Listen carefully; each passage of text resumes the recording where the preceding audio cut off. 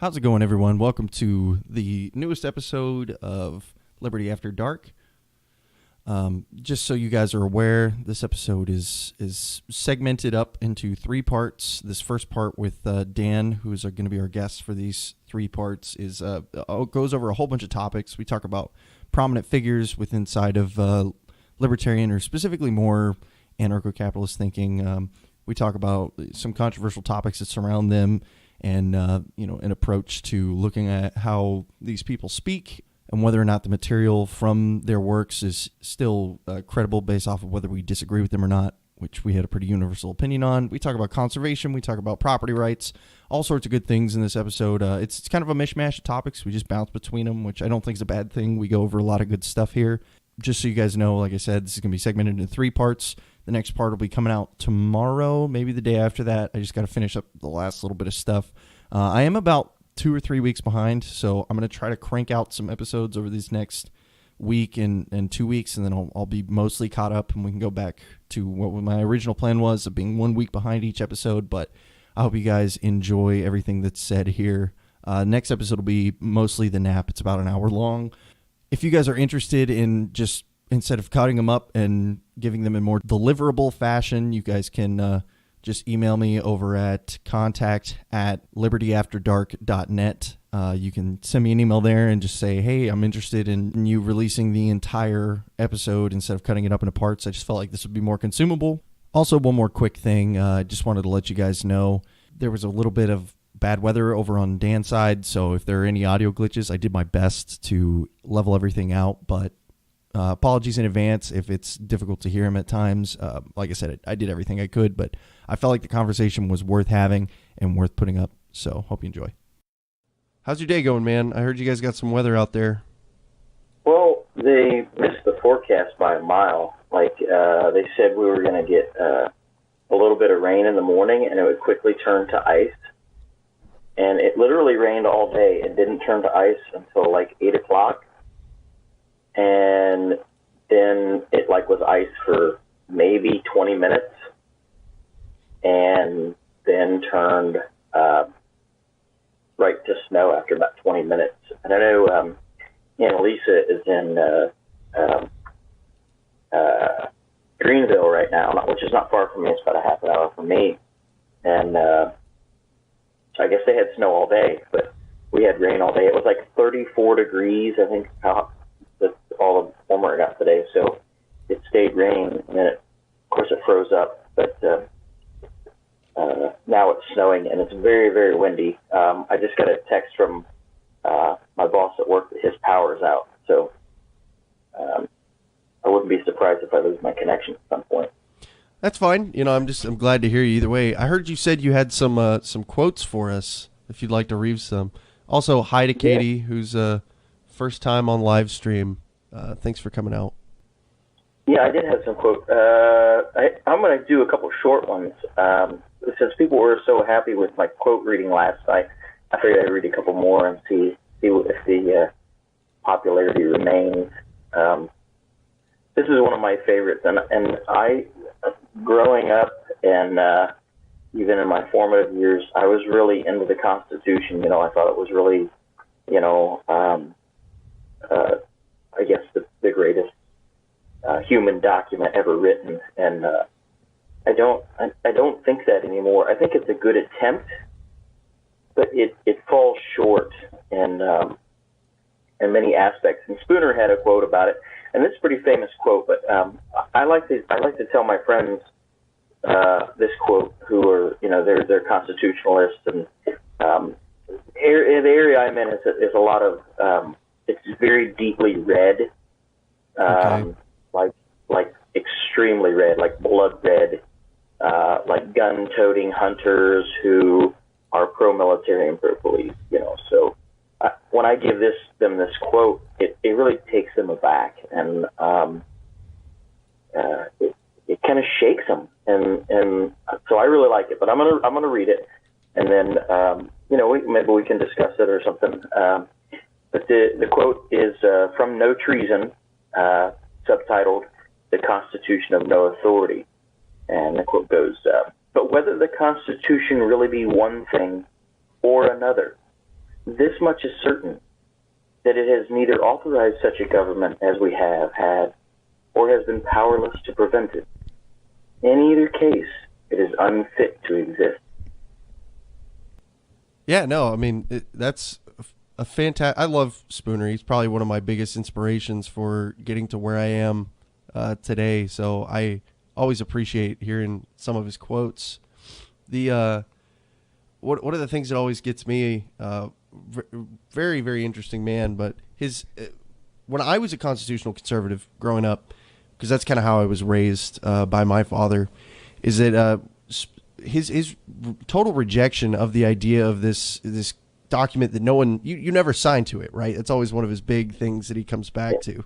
There was no point in your life where you turned 18 or even 12 or whatever and, signed this document saying that you're going to comply to these rules. So it was thrust upon you without any volunteerism or any way that you were allowed to, what's the word I'm looking for here? Express your rights to not consent, So yeah. Spooner's one of the hugest voices for me when I was first coming up through the libertarian circles towards getting to where I am today. So that's a fantastic quote from him, especially about the Constitution, especially. Yeah. And I was looking for that quote that he talked about where he didn't sign the Constitution. Nobody signed the Constitution, and it's a rather long quote, but I don't see it here. But I would encourage anyone who's watching us that has not read it to read No Treason.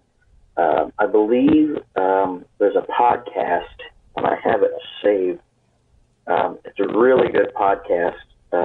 It's narrated by a man named Matt Pritchard. I believe that's who it is. I could be wrong about that. But I believe it's the Mises Institute. No, I take that back. It's not. Hold on. I must have deleted it. I don't see it on my podcast anymore. Okay. Take your time, by all means. No one's in a rush here. Yes, it's from the Mises Institute, and it's Matt Pritchard narrates it, and it's free. You can download it, and I listen to it. I'll listen to it. Whenever. Like I don't have a whole lot of time to read anymore. I mean, I used to read like a book a week when I was in high school, and it's not time for it anymore. I have family and work and side work, and it's really. I was thinking about it the other day. Like, I don't have time to do anything I want to do, so it's kind of sad sometimes. But is it c'est la vie? Isn't that such is life? Isn't that what that is? Yeah. But Spooner is definitely. I don't know. I like it. He's got some thought-provoking stuff, and I think that. I know Zach Lester says that Tom Woods is a statist, but I don't know if he's saying that tongue in cheek. I know Larry Sharp can be controversial, but Tom Woods is. I don't see him as a statist. I think he's I don't want to say he's pragmatic, like we talked about last night. But, I would say he's more a realist. Like this is the situation we're in, which is, I guess, the way I would see myself. If this is the situation we're in, we'll operate within it and strive towards making it not so. But Tom Woods, listening to his show, led me to a lot of this stuff. I'd heard of Spooner and heard some of his quotes, but I wasn't really turned on to Spooner until I started listening to Tom Woods. So, even if he is a statist in some libertarian eyes, I think he's a good gateway. Yeah, I'd say so. What's your opinion? I don't know how much you've listened to, but I get a lot of questions from people who, maybe have just kind of flirted with the idea of libertarianism. A lot of them have come by Stefan Molyneux and other thinkers like him. What's your opinion on that group of really I mean, they're pretty vocal. He's a pretty vocal anarchist. So, do you have any personal? Yeah. I've listened to some of Stefan's stuff. Most of it is when he's been on other people's shows. I don't listen to his show particularly, but whenever he's on, like, Part of the Problem with Dave Smith or Tom Woods, or I'm not sure if he's been on Michael Malice or not, but I've listened to him quite a bit on other people's shows. And I don't, like, he uses, I guess, statistics, facts and statistics to support some of his opinions and his assertions. I don't want to say opinions, his assertions. But I think there's a couple areas where he's short, and I don't, the cultural thing, like, I think he's absolutely right about the cultural thing. Like, if we lived in Ancapistan, if we actually had Ancapistan, I truly and wholeheartedly believe that you would have communities, like we talked about last night, townships or city-state type arrangement, where you would have townships where only white people are allowed, or only black people are allowed, or only Mexican people are allowed, so on and so forth. You can't deny that. That's going to exist. And I think he's pointing that out, and people get offended by that. But I think there's, you know, I think he tries to justify some of the, I guess, hatefulness and I don't want to say racism, because it's not racism. Like, people are prejudiced. It's prejudice, and he tries to justify it through facts of this statistics. And one of the things he was talking about on one of the shows I watched was IQ differential. And IQ differential, to me, it's more related to culture and geographic location than race. So if you look at African Americans who brought, or black Africans who have been brought over in the past 40 years, they are extraordinarily successful. You know, I know of a couple Ugandans that have come over, and they are in the engineering field, and they're extremely successful. They do very well, and you don't necessarily see that with, I guess, some of the inner city culture, and it's not just black people, African Americans in the inner city culture. I mean, I lived in the city of Dayton for 12 years, and there was plenty of inner city culture that involved white people, and it's the idea that middle class and wealthy people are stealing from them, and you know, most of them were perfectly happy to live in squalor, and that's all they know. You know, it's they're more concerned with, I guess, making sure that they can be, I guess, real than actually being better. And so I think there is some merit to what he's saying, but it's not based on race. It's based on, you know, geography and culture and economic development. If you had some economic development over in these third world countries, like you see in India, you know, you see some, I guess, social movement. And India is not a real good example because they had a caste system, but I think it's a lot better than what it was 50 years ago. It's very true. So just to do due diligence, if Stefan Molyneux were here, he would probably say something like, of course, environmental factors have to do a lot with, you know, IQ across individuals. And then he would go on about some statistic about the whole broader scale implications of IQ. And we don't have to go through all of that, but just to make sure, you know, due diligence is served. But, I think that's definitely the biggest hang up for a lot of people with him, is that when he starts talking about IQ and race, a lot of people just wipe their hands and they say, okay, no, we're not doing this. It's you know, we can talk about ANCAP, we can talk about, you know, abolishment of the state, we can talk about violence, we can talk about all that, but the second race gets brought into the conversation, a lot of people see it as excessive too, which I think is it's kind of a fair criticism because it's not necessarily. I mean, he personally believes that it's important to creating a cohesive society, but a lot of people disagree, and I think there are merits to their disagreements. But there's a couple of thinkers that I follow that have views that I don't agree with. Stefan's definitely one of them, with the whole IQ being directly tied to race and how the implications of that, even if it were to be true, we would disagree on that as well. But another thinker who's not anything close to a libertarian, who I really enjoy, is Sam Harris. He questions free will in a very fascinating way, and it makes for one heck of an interesting conversation whenever a neuroscientist starts bringing up the implications of how external factors can influence a person's free will. And that's a huge deal for us as libertarians. You know, individual liberty is why we do this. So I think it's always good to challenge yourself. So if any of you out there are, you know, I found myself kind of being caught in the cycle of listening to, you know, the same 3, 4, 5 people over and over and over again and just nodding my head the whole time. Try to go out there and find someone who you don't agree with, and then give yourself a good, you know, really think about what they're saying. Don't just blow it off. And you know, if nothing else, you'll come out stronger in your beliefs because of it. So. Well, and that's, I've listened to a couple of shows where Gavin McInnes has been on, and I think people misunderstand him too.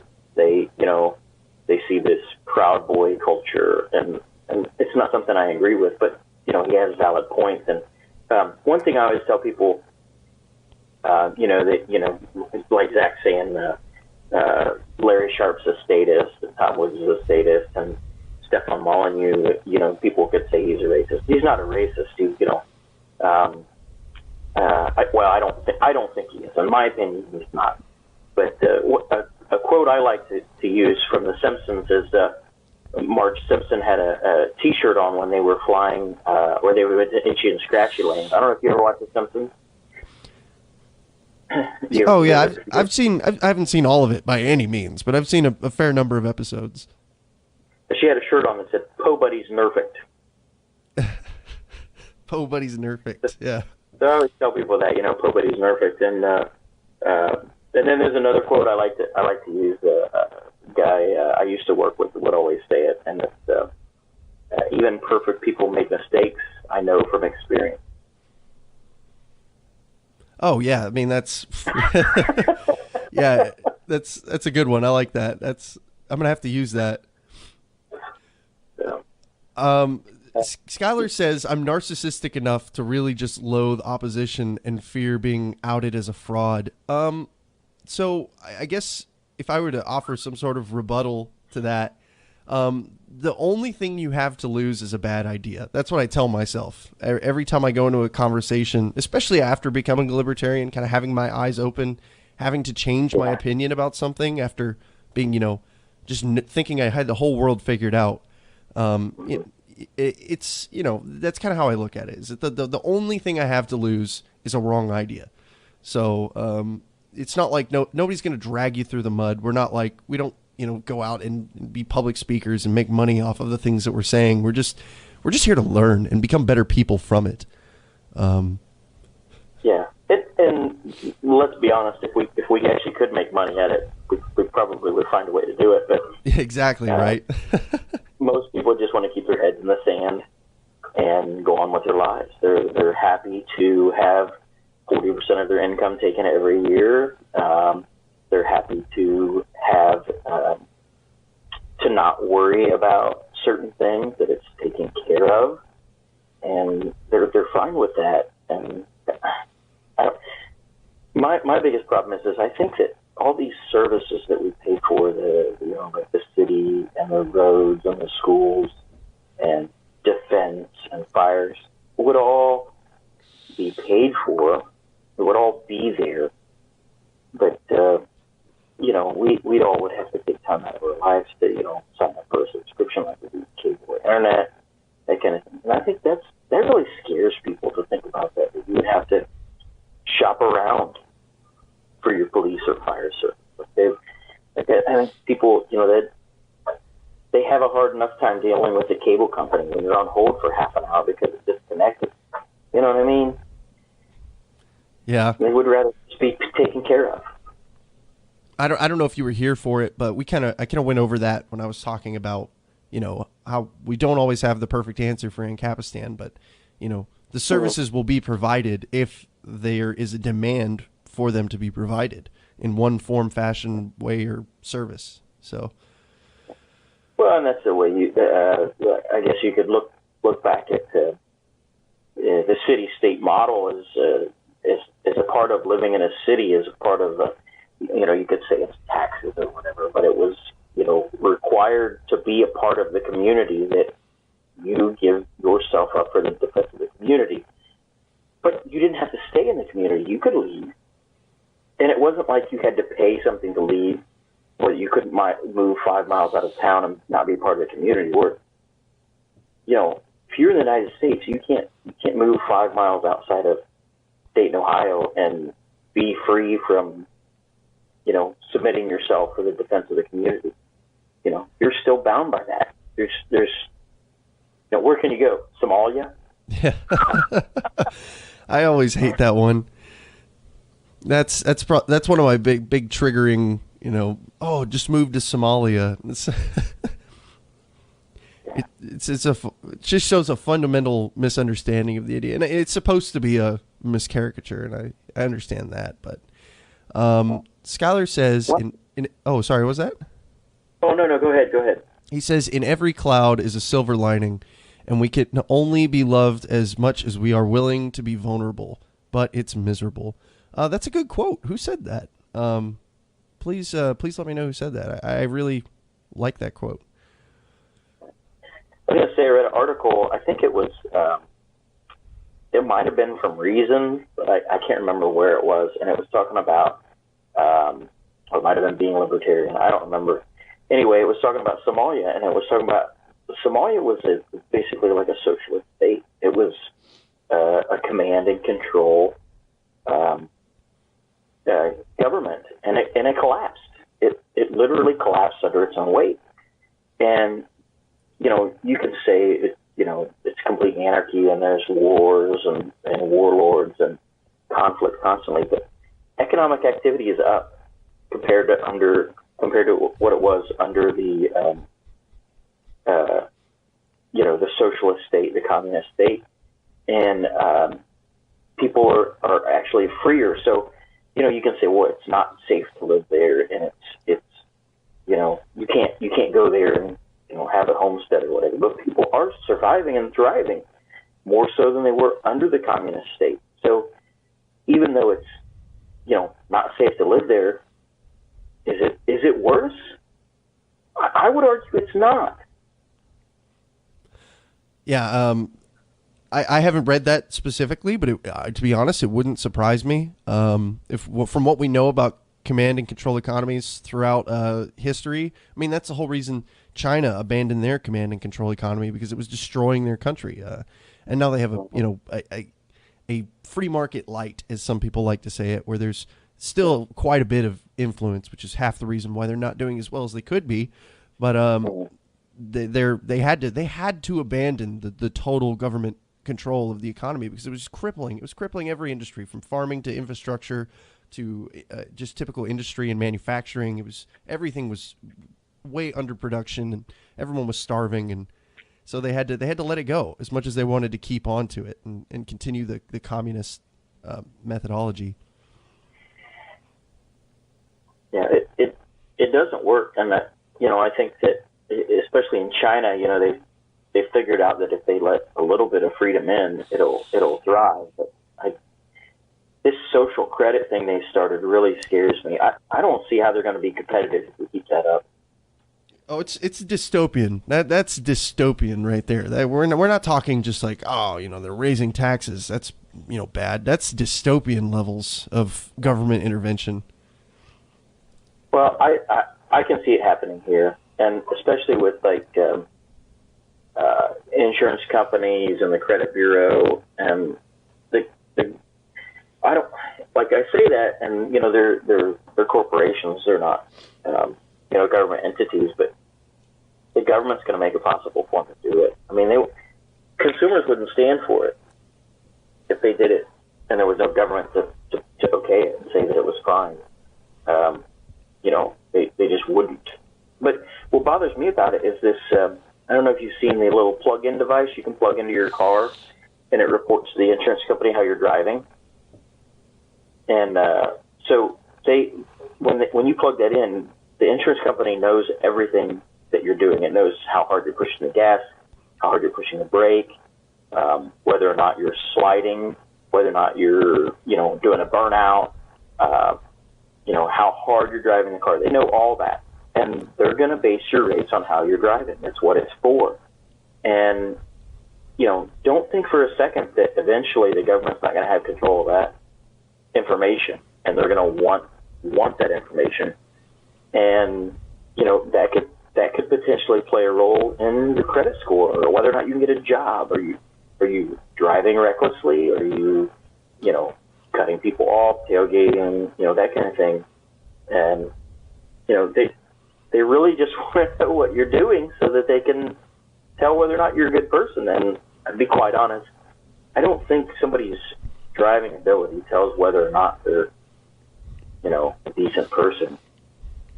And I say that, but my wife wrecked her car into my truck this evening. So, yeah, it's not bad. It's not bad. But just a fender bender. Yeah, she was backing out, and I guess she was afraid she was going to hit it, so she tried to go forward. And we've got a little bit of weather here; it's a little slick. And I guess when she tried to go forward, she hit the gas a little bit too hard, and the front tire, it's a front-wheel drive car, and the front tire spun, and she ended up sliding down the driveway and kind of into my truck a little bit. And so she got it. She, wasn't touching the truck, and eventually pulled forward, and I moved the truck and got the car back pulled up where it was, and she was going to get her weekend carry out from the local Mexican place. So I told her just to stay home and I'd go and get it. So don't really want her driving in that kind of weather. It was pretty slick. So yeah. So Skylar says the current state of the UK is our future. Better get a permit for that opinion, mate.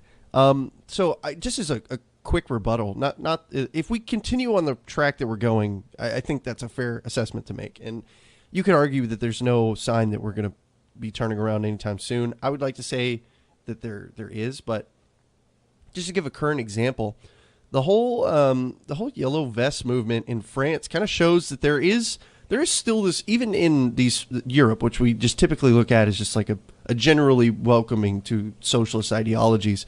There is a pushback to an encroachment of government into personal finances, into consumption of materials, however it may be, to try to curb individual liberties. So I think, again, their standard is much lower than ours is, but I think that is still a fundamental characteristic of being a human being, that you want to be able to, keep what's yours, protect your personal liberties and your property rights.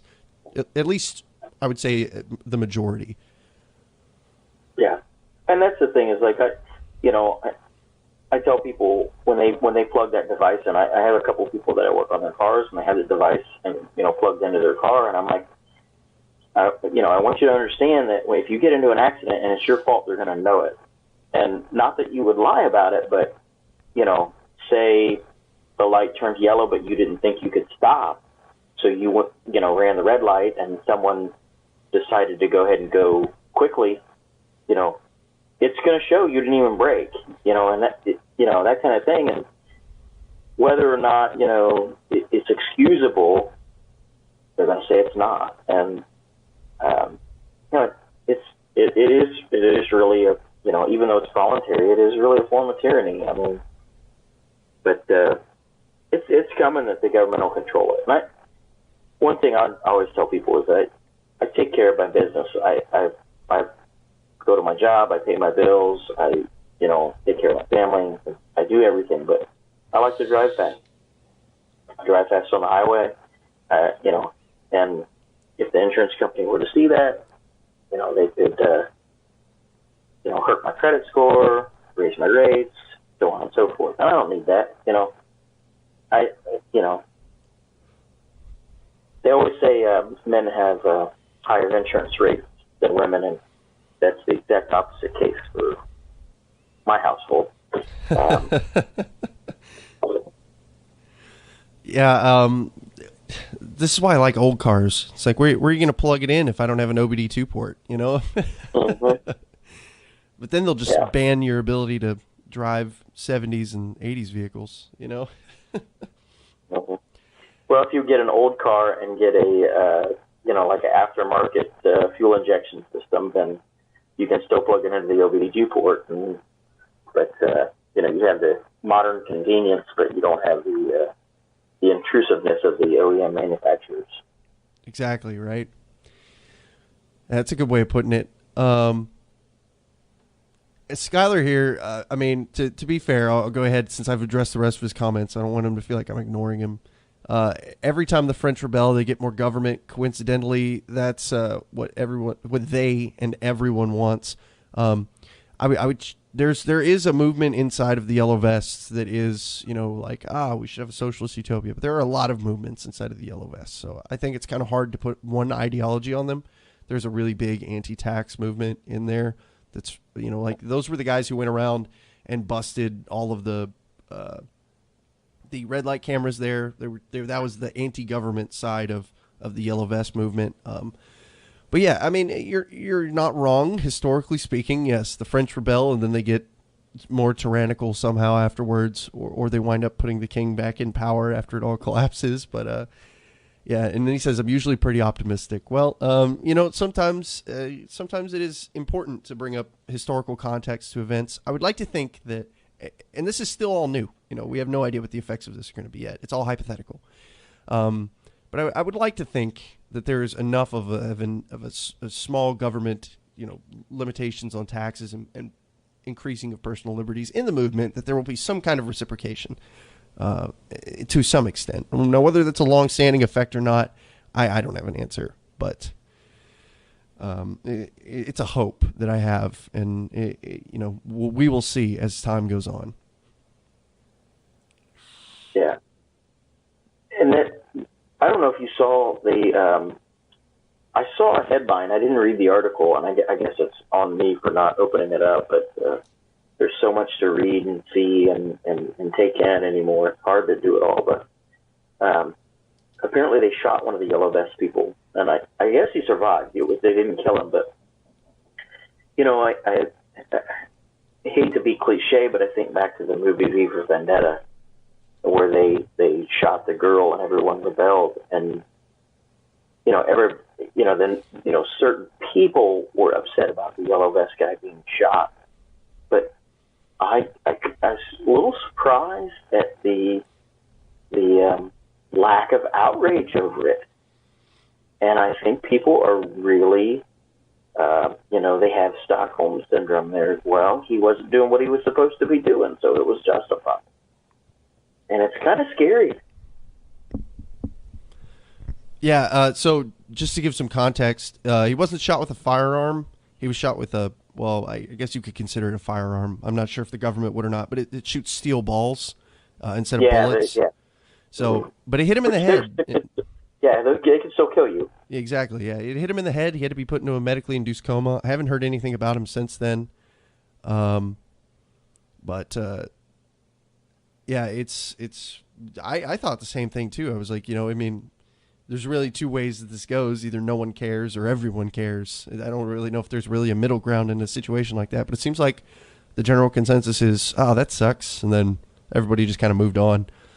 Which that dog being shot by the police officer a couple weeks ago really surprised me. They actually did something about it. So maybe there is a glimmer of hope, but I don't know. I think there's too many people that are they're happy to have a boot on their neck. Oh, it's like that. The one where it's the boot is on the snake, and instead of I specifically requested the opposite of this, it's like, oh yeah, tread me, daddy, or something like that. Tread harder, daddy. Yeah. Tread harder, daddy. That's a good one.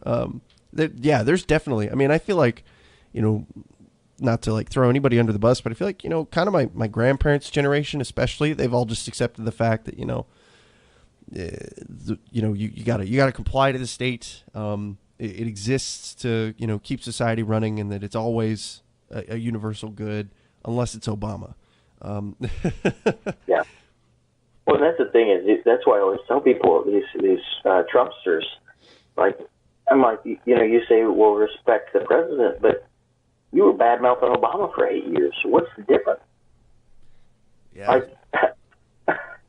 So, but we watch at work at lunchtime. We watch the old television shows. They have a local station that plays. I don't know if you've ever seen the show, The Rifleman, and Bonanza, and I can't think of the other one. But they all talk about, like the Rifleman had. I can't think of his name right now.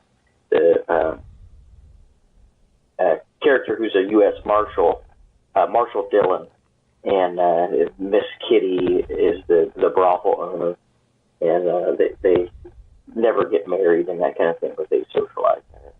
And it props, like when you look at shows like that, it props up police as like these mythical creatures that do good. And if you look at the show, like there's nothing tyrannical about what Marshall Dillon does. He always does the right thing. He doesn't, trample on anybody's rights per se. But you can tell it's a setup for, authoritarian type police work. That, hey, this guy's just doing his job. He's trying to do the right thing. And there's nothing wrong with the show as it is, but a lot of people see that and they relate Marshall Dillon to their local police officer, and that's not the case. Oh yeah. The amount of outrage that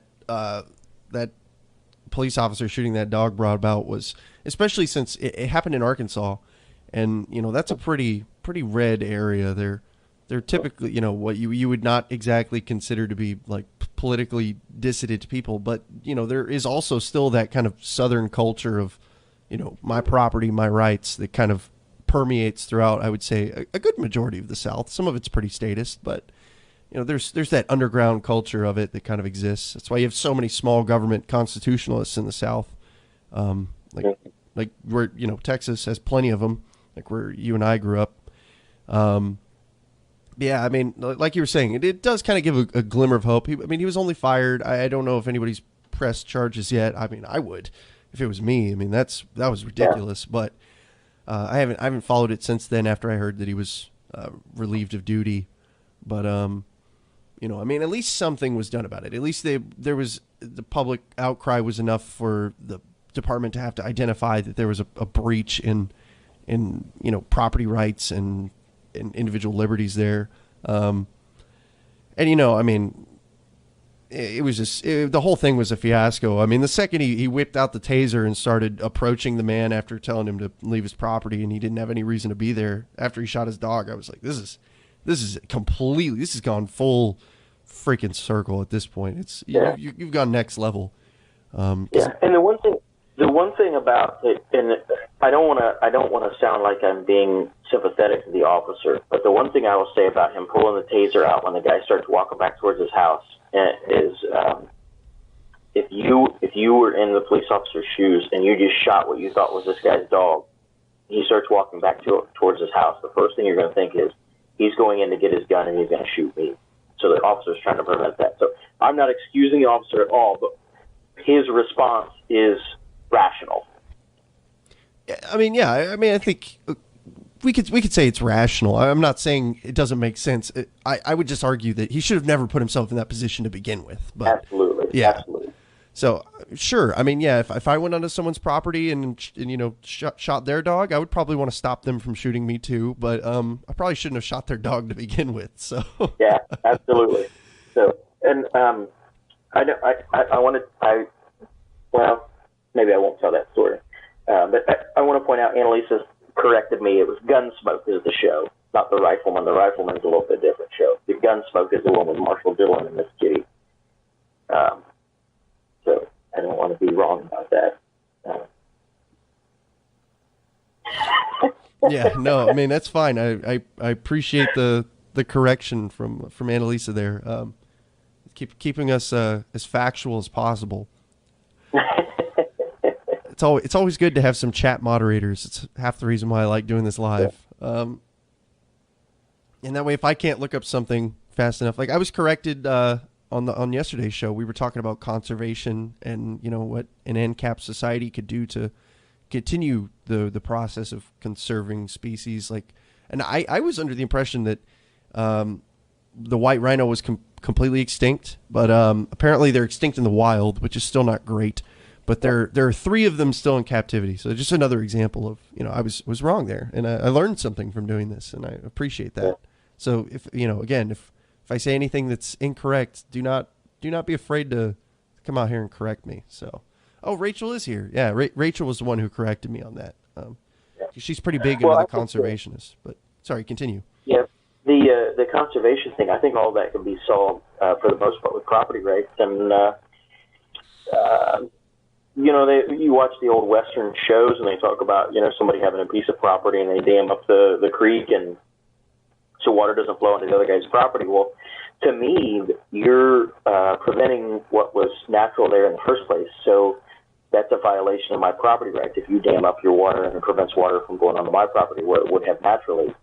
Now, we can't control rivers and lakes, so if rivers, change their course or lake dries up, we can't prevent that. But for someone to dam up a river on their property that prevents a natural flow of water onto my property, that would be a violation of my property right. So, in the same process, if someone were to dump toxic waste into the river and it flows through my property, or my property touches that river, and my river bank and the water that flows through that is tainted because of it, then they have violated my property right. So, there's no we can't do anything about people dumping toxic waste. Well, yeah, we can if you actually upheld property rights. Yeah, I mean that just comes down to exploitation of resources, really. I mean, you're taking something that's valuable about the property and you're decreasing the value of it with without any consent from anybody who owns the rights to those resources. So, and in the same vein, I think if someone were to put up a water wheel or I guess a dam that would still allow water flow, that kind of thing, I would hope that they would get permission from the neighbor first. I think that would be the proper thing. But if they don't hinder the actual flow of the water, I don't see where they would have it. The person would have to stand downriver to say that their rights have been violated, as long as the flow remains the same. And the same thing about animals. So, like if I own a piece of property and you come onto my land and I have white rhinos on it, and you shoot a white rhino, then you have violated my property rights. So, if I own a piece of property and I have a white rhino and I want to, sell your right to hunt that white rhino, then I have every right to do that. Property rights, if they were actually upheld to what they're supposed to be, could solve a lot of these problems. Yeah, I mean, it's a violation of property rights is the whole reason why, we could still uphold poachers going on to, conservation land in, say, like Africa and doing trophy hunting out there without permission or paying for the owners of the property. That would still be something that could be, defended under the NAP. You would have 100% have every right to defend. In this case, it would be seen as a resource or your property. You would 100% would still have the right to defend them. You wouldn't have to have, on top of all of the other reasons that you could come up with of why you would want to defend, a species that's about to go extinct. You could, you still have all of the NAP there to back you up on top of all that. So, yeah. Yeah, that's one thing we have in the city I live in. They have you cannot hunt with firearms now. Of course, archery is allowed. They even asked. I have a person I know, an acquaintance who's on the city council, and I specifically asked him about what do they call it? Not spear fishing, but where you fish, but you do it with like a crossbow with like a string attached. And I can't remember what the word for it is. Anyway, he said all of that's okay. You can hunt with a bow or a crossbow in the city limits. You can't use a firearm. Of course, you have to follow all the ODNR regulations. So it has to be in season and that kind of thing. If you're going to follow the law, and but we're not, you can't hunt a coyote with a bow and arrow, and we have. Well, I guess you could, but I don't think you're going to be very successful. But we have coyote infestation in my area, and I live it's like a suburban neighborhood, and I have a little 20-pound dog, and I can't let my dog out at night by himself because the coyotes would probably have their way with him. And again, like where I live, I'm walking distance to two major shopping centers. There's businesses all around us. There's parks. It's a suburban city, but we have all these coyotes that are coming in, and we can't do anything about it because of all the city rules, city regulations, and it's getting worse. And we'll work with a guy that has some property, and he hunts them. He can hunt them year round, and he does. He kills probably one every 2-3 months, and he doesn't have any. They're still there, but they're not a nuisance like what they are here. So that's the end of the first part of our conversation with Dan. Lots of good things said. I really enjoyed having him on so that we could talk about a lot of these things. Next episode's really great. Like I said in the beginning, it's going to be about an hour long. Please subscribe to the podcast on whatever format you like to use. Spotify, Google Play, Apple, iTunes. They're all available on all those platforms now. Also, like I said, if you guys have any critiques or anything like that, you can feel free to go ahead and email me at contact@libertyafterdark.net. That email is all set up and ready to go. The website will be available hopefully pretty soon here in the next week or two. If you guys too have another avenue to receive the content from, if you wish to do it that way. Just in retrospect, I'd like to start doing this at the end of the episodes. I definitely think I overall had a pretty good show this time, but I'd like to say I obviously horribly missed the ball on the whole Yellow Vest movement, and I kind of made the mistake of jokingly, just in casual conversation, using some ad hominems to refer to a couple groups that I don't necessarily align with. So it's some things to look at going forward. Still have to work on the ums and yas and all that jazz, but it's a growing process. I hope you guys enjoyed. If you did, leave 5 stars or 4 stars, whatever you feel like it deserves.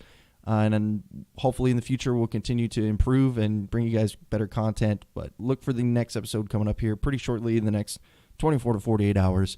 Thanks again.